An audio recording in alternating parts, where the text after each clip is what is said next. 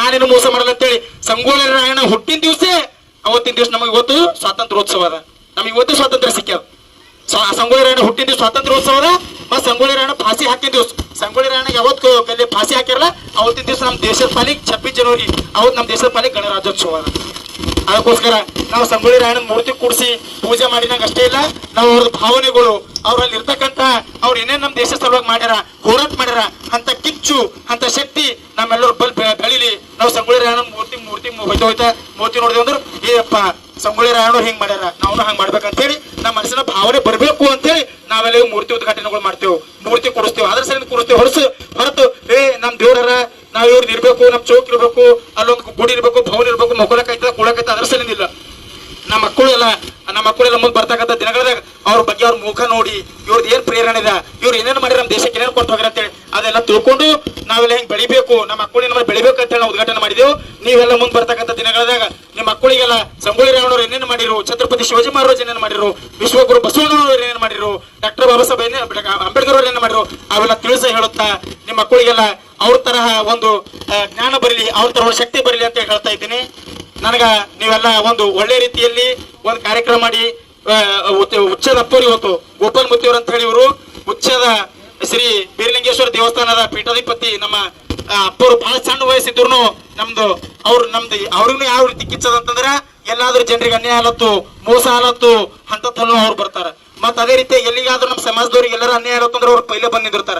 ಅವರು ಏನೋ ಒಂದು ನಮ್ದು ಹಾಲು ಮತ್ತು ಧರ್ಮಕ್ಕೆ ಬಳಸ್ಬೇಕು ಅಂತ ಬಹಳ ಒಂದು ಸಂಕಲ್ಪ ಇಟ್ಕೊಂಡು ನಡೀಲತ್ತಾರ.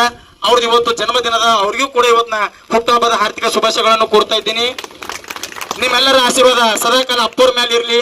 ಮತ್ತೆ ಅದೇ ರೀತಿಯಾಗಿ ನನಗೆಲ್ಲ ಕರೆಸಿ ನೀವೆಲ್ಲ ಮಾತಾಡ್ಲಿಕ್ಕೆ ಅವಕಾಶ ಕೊಟ್ರಿ, ನನಗೂ ಕೂಡ ನೀವೆಲ್ಲ ಬಾ ಅನಿಸಲು ನಿಮ್ಗೆಲ್ಲ ಹೃದಯಪೂರ್ವಕ ಧನ್ಯವಾದ ಹೇಳ್ತೀನಿ.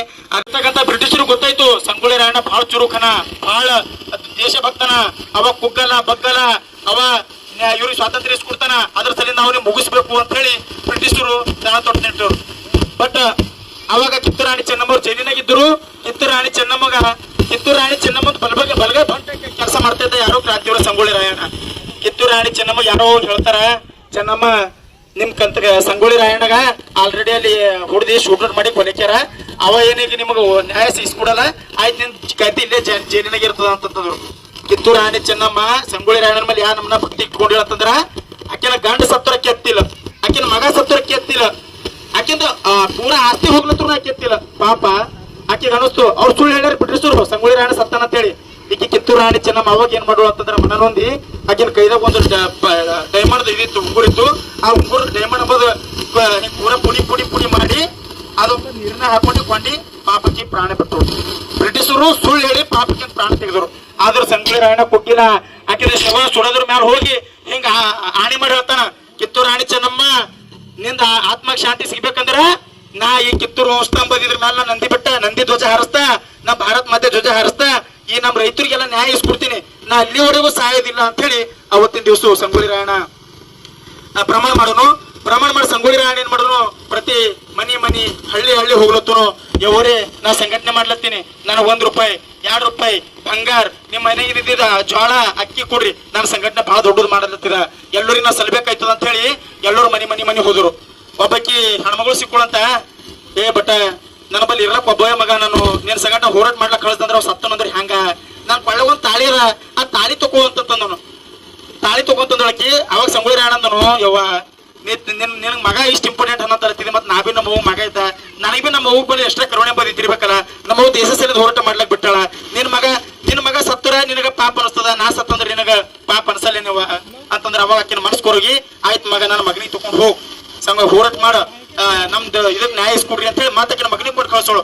ಅದ್ರೊಳಗೆ ಯಾರೋ ಒಬ್ಬಕ್ಕೆ ಹೆಣ್ಮಗಳು ಬಂದಳು ಅಂತ, ಸಂಗೊಳ್ಳಿ ರಾಯಣ್ಣ ನನ್ನ ಮಗ ಕುರುಡನ ಇವನಿಗೆ ನಿನ್ ಸಂಗಡ ತಗೊಂಡು ಹೋರಾಟ ಮಾಡಿಕ ಅಂತ ಆಕಿನ ಅಂದ್ರೆ ಅವಂದು ಆ ನಮ್ನ ಹೋರಾಟಗಾರ, ಆ ನಮ್ನ ಕಿಚ್ಚು, ನಮ್ ದೇಶ ಸಲುವಾಗಿ ನಮ್ಗೆ ಯಾರಿಗೆ ಅನ್ಯಾಯ ಆಗ್ಯದ ಅನ್ಯಾಯದ ಪರವಾಗಿ ನಿಲ್ಲುವಂತ ವ್ಯಕ್ತಿ ಸಂಗೊಳ್ಳಿ ರಾಯಣ್ಣ ಇದ್ದನು. ಅದ್ರ ಸರಿಯಿಂದ ಅವನಿಗೆಲ್ಲ ಗ್ರಾಮಸ್ಥರು, ಎಲ್ಲಾ ಸಮಾಜದವರು ಎಲ್ಲರೂ ಇವನ ದೇಶಿ ಪ್ರೇಮ ಇದೆ ಅಂತ ಹೇಳಿ ಅವನಿಗೆ ಅವ್ರ ಮಕ್ಕಳಿಗೆಲ್ಲ ಕಳ್ಸ್ಕೊಳ್ತಾರ ಸಂಗಡ.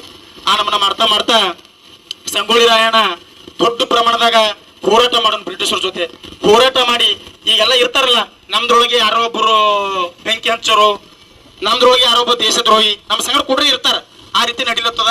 ಅವಾಗ ಏನ್ ಮಾಡ್ಯಾರ ಸಂಗೊಳ್ಳಿ ರಾಯಣ್ಣ ಅವ್ರದ್ದು ಖಾಸ್ ಮಾವನೇ ಸಂಗೊಳ್ಳಿ ರಾಯಣ್ಣ ಬ್ರಿಟಿಷರ್ ಸಂಗಟ ಯುದ್ಧ ಮಾಡ್ತಾ ರಾತ್ರಿಯಿಂದ ಯುದ್ಧ ಮಾಡ್ಲಕ್ ಹೋಗಿನೋ. ಒಂದ್ ದಿವಸ ಬ್ರಿಟಿಷರು ಏನಂತಂದ್ರು ಅವನಿಗೆ, ಬ್ರಿಟಿಷರ್ ಸಂಗೊಳ್ಳಿ ರಾಯಣ್ಣ ಮಾವ ಕರೆದಿ ನಿನಗೆ ನಾವು ಆಸ್ತಿ ಎಲ್ಲ ಕೊಡ್ತೀವಪ್ಪ, ರೊಕ್ಕ ಬಂಗಾರ ಎಲ್ಲ ಕೊಡ್ತೇವೆ, ಸಂಗೊಳ್ಳಿ ರಾಯಣ್ಣ ಹಿಡ್ಕೊಡಂದ್ರ ಅವ್ರ ಮಾವೇ ಸಂಗೊಳ್ಳಿ ರಾಯಣ್ಣಗ ಒಂದ್ ದಿವಸ ಸುಳ್ಳು ಹೇಳಿ ಇಸುಲಾಳಕಂತ ಹೇಳಿ ಕರ್ಕೊಂಡು ಹೋಗಿ ಅಲ್ಲಿ ನೀರಾಗ ಹಿಡ್ಕೊಟ್ಟನು. ಅವತ್ತಿನ ದಿವಸ ಸಂಗೊಳ್ಳಿ ರಾಯಣ್ಣ ಬ್ರಿಟಿಷರ್ ಹಿಡ್ಕೊಂಡ್ರು. ಬ್ರಿಟಿಷರ್ ಹಿಡ್ಕೊಂಡು ಸಂಗೊಳ್ಳಿ ರಾಯಣ್ಣ ಫಾಸಿ ಶಿಕ್ಷೆ ಮಾಡ್ಬೇಕಂತೇಳಿ ರೂಲ್ಸ್ ಆಯ್ತು. ಫಾಸಿ ಶಿಕ್ಷೆ ಮಾಡ್ಬೇಕಂತ ಹೇಳಿ ಬಂದಾಗ ಸಂಗೊಳ್ಳಿ ರಾಯಣ್ಣ ಆಯ್ತಪ್ಪ, ನಾನು ನೀವು ಗಲ್ಲಿಗೆ ಏರಿಸ್ತಂದ್ರೆ ಏರಿಸ್ತೀರಿ ಪರವಾಗಿಲ್ಲ, ನಂಗೆ ನಂದಗಡದಾಗ ಏರಿಸ್ರಿ, ನಂದಗಡ ಮಂದಿನ ಹೋರಾಟ ಮಾಡ್ಲಕ್ ಹೋಗಿನಾಗ ನನಗೆ ಅಕ್ಕಿ ಜೋಳ ರೊಟ್ಟಿ ಅವ್ರ ಮಕ್ಕಳಿಗೆಲ್ಲ ಕಳ್ಸಿಕೊಟ್ನವ್ರ, ನಂದು ಆತ್ಮ ಶಾಂತಿ ಸಿಗ್ಬೇಕಂದ್ರೆ ಅವ್ರ ಇದ್ರೆ ನಂಗೆ ಗಲ್ಲಿಗೆ ಏರಿಸ್ರಿ ಅಂತ ಹೇಳಿ ಅವತ್ತಿನ ದಿವಸ ಸಂಗೊಳ್ಳಿ ರಾಯಣ್ಣವ್ರಿಗೆ ಬ್ರಿಟಿಷರು ಗಲ್ಲಿಗೆರ್ಸರು. ಸಂಗೊಳ್ಳಿ ರಾಯಣ್ಣ ಗಲ್ಲಿಗೆರಿಸಿ ಫಾಸಿ ಹಾಕಿ ಖಾಲಿ 10 ನಿಮಿಷ ಆಗಿತ್ರಿ.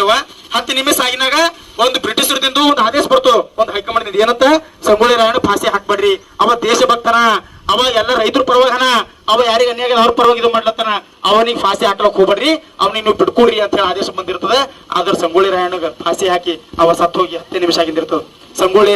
ಆದ್ರ ಅವ್ರಿಗೆ ಬ್ರಿಟಿಷರು ಮೋಸ ಮಾಡ್ರ, ಬಲಿದ್ರವ್ರು ಮೋಸ ಮಾಡ್ರ, ಆದ್ರ ದೇವ್ರು ಅವ್ರಿಗೆ ಯಾವತ್ತೂ ಮೋಸ ಮಾಡಿಲ್ಲ. ದೇವ್ರ ಏನ್ ಮಾಡಲು, ಸಂಗೊಳ್ಳಿ ರಾಯಣ್ಣ ಯಾವತ್ ಪ್ರಾಣ ಬಿಟ್ಟನ 26 ಜನವರಿ. ಸಂಗೊಳ್ಳಿ ರಾಯಣ್ಣ ಹುಟ್ಟೆ ಯಾವತ್ತ 15 ಆಗಸ್ಟ್. ಅವತ್ತಿನ ದಿವಸ 15 ಆಗಸ್ಟ್ ತಾರೀಕಿಗೆ ಹುಟ್ಟೆನ. ದೇವ್ರ ಏನಂತಂದನ, ರಾಯಣ್ಣ ನೀ ಕೆಳಗೆಲ್ಲ ಹೋರಾಟ ಮಾಡಿ ಬಂದಿದಿ, ಬಡವ್ರ ಪರವಾಗಿ ನಿಂತಿದಿ, ಅನ್ಯಾಯದ ಪರವಾಗಿ ನಿಂತಿದಿ, ನಾ ಎಲ್ಲರೂ ನಿನ್ನ ಸಂಘಟನೆ. ಪಿಯುಸಿ ಮುಗಿಸಿ ನರ್ಸಿಂಗ್ ಮಾಡಲು ಹಾಗೂ ಫಿಸಿಯೋಥೆರಪಿ ಮಾಡಲು ಇಚ್ಛಿಸುವವರಿಗೆ ಉತ್ತಮ ಅವಕಾಶ. ಹುಮ್ನಾಬಾದ್ನ HKDETಯ Umadevi Patil college of nursing ನಲ್ಲಿ BSc ನರ್ಸಿಂಗ್ ಹಾಗೂ ಡಿಪ್ಲೊಮಾ ನರ್ಸಿಂಗ್ ಕೋರ್ಸ್ ಲಭ್ಯ ಹಾಗೂ ಭೀಮರಾವ್ ಪಾಟೀಲ್ ಕಾಲೇಜ್ ಆಫ್ ಫಿಸಿಯೋಥೆರಪಿನಲ್ಲಿ BPT ಮತ್ತು MPT ಸ್ನಾತಕೋತ್ತರ ಪದವಿ ಲಭ್ಯವಿದೆ. ಇಲ್ಲಿ ಪ್ರವೇಶ ಪ್ರಾರಂಭವಾಗಿದ್ದು ಉತ್ತಮವಾದ ಕ್ಲಾಸ್ ರೂಮ್, ಅನುಭವವುಳ್ಳ ಅಧ್ಯಾಪಕರಿಂದ ಬೋಧನೆ, ಪ್ರತ್ಯೇಕ ಲ್ಯಾಬ್ಗಳ ವ್ಯವಸ್ಥೆ, ಹೈಟೆಕ್ ಆಸ್ಪತ್ರೆಯೂ ಲಭ್ಯವಿದೆ ಹಾಗೂ ವಿದ್ಯಾರ್ಥಿಗಳಿಗೆ ಪ್ರತ್ಯೇಕ ಹಾಸ್ಟೆಲ್ ವ್ಯವಸ್ಥೆಯೂ ಲಭ್ಯವಿದೆ. ಹಾಗಿದ್ರೆ ತಡೆಯಾಕೆ, ಹಿಂದೆ ಭೇಟಿ ನೀಡಿ. NH65 ರಸ್ತೆ, ವೀರಭದ್ರಗಿರಿ, ಸಿಂದನಕೀರ ಕ್ರಾಸ್, ಹುಮ್ನಾಬಾದ್. ಹೆಚ್ಚಿನ ಮಾಹಿತಿಗಾಗಿ ಸಂಪರ್ಕಿಸಿ ಆಡಳಿತಾಧಿಕಾರಿ ಡಾಕ್ಟರ್ ಸದಾನಂದ ಪತ್ರಿ 9019078988. ಗ್ರಾಹಕರ ಸ್ಯಾಟಿಸ್ಫ್ಯಾಕ್ಷನ್ ನಲ್ಲಿ ನಂಬರ್ 1 ತೃಪ್ತಿಕರ ದೈಹಿಕವಾದ ಹುಮ್ನಾಬಾದ್ನ SV TVS ಶೋರೂಮ್ ನಿಮಗಾಗಿ ತರುತ್ತಿದೆ ಹೊಸ ಮಾಡೆಲ್ಗಳ ಹೊಸ ಬೈಕ್ಗಳು. ಇಲ್ಲಿ TVS ನ ಸ್ಪೇರ್ ಪಾರ್ಟ್ಸ್ ಹಾಗೂ ಸರ್ವಿಸ್ ಕೂಡ ಲಭ್ಯ. ಹಾಗಿದ್ರೆ ತಡೆಯಾಕೆ, ಹಿಂದೆ ಭೇಟಿ ನೀಡಿ. ನಾಗಲಕ್ಷ್ಮಿ ದಾಬಾ ಹತ್ತಿರ, ಗುಲ್ಬರ್ಗಾ ರೋಡ್, ಹುಮ್ನಾಬಾದ್. ಹೆಚ್ಚಿನ ಮಾಹಿತಿಗಾಗಿ ಸಂಪರ್ಕಿಸಿ 8494951009.